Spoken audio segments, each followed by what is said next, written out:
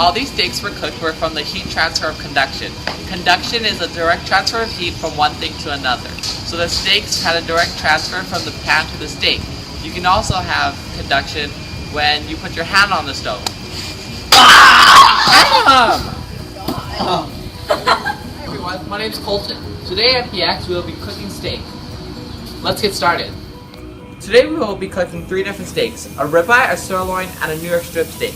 We will be testing how each of them uses the theory of conduction and how each steak is cooked differently.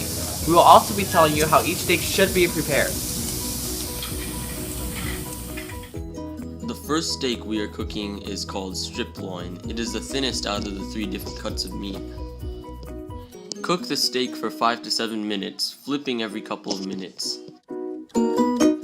Once your steak is done, use tongs, a fork, or any other stabbing kitchen utensil and put your steak onto a cutting board. To cut strip loin, you must cut it into thin slices as it is a quite chewy cut of steak.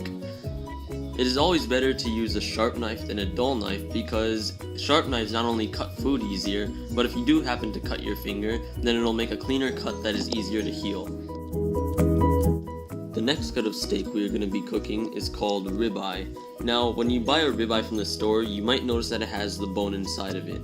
Now, for our purpose of making this video, we are going to cut it out, but it really is optional. If you prefer to have the bone inside of the steak when you eat it, then feel free to leave it in. It doesn't really matter too much and it won't affect the flavor in any way.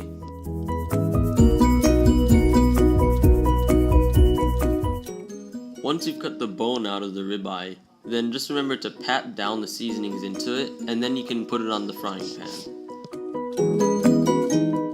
In order to achieve a perfect medium rare ribeye, first cook it on one side for 2 minutes, then flip it over to the next side after another 2 minutes has passed. Finally, flip over the steak one more time and let it sit for 4 minutes. Then you can take it off of the grill and start cutting. When cutting the ribeye, make sure that you use a sharp knife once again. When you're cutting it, also make sure to cut it into relatively thin and long strips. What this allows is for the meat to be not only tender, but also juicy in your mouth. Have you ever wondered why salt makes steak taste so good? Salt makes steak taste good because of this thing called the Maillard reaction. When denatured proteins on the surface of the meat recombine with the sugars present, the combination releases the meaty flavor in the meat and changes its color. For this reason, the Maillard reaction is also known as the browning reaction. The Maillard reaction usually occurs at around 300 to 500 degrees Fahrenheit when the meat temperature is higher than the inside meat temperature. Back to the cooking of steak, the final steak we are cooking is called sirloin. Sirloin is the easiest steak to cook of the 3, and all you have to do is to cook the steak for around 6 minutes on each side. Unfortunately, we undercooked our meat a little bit, but this is alright. When you're cutting the steak, remember once again to use a sharp knife as it will prevent injuries from getting too severe.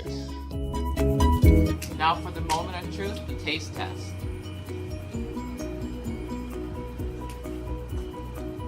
Wow. That is some good steak.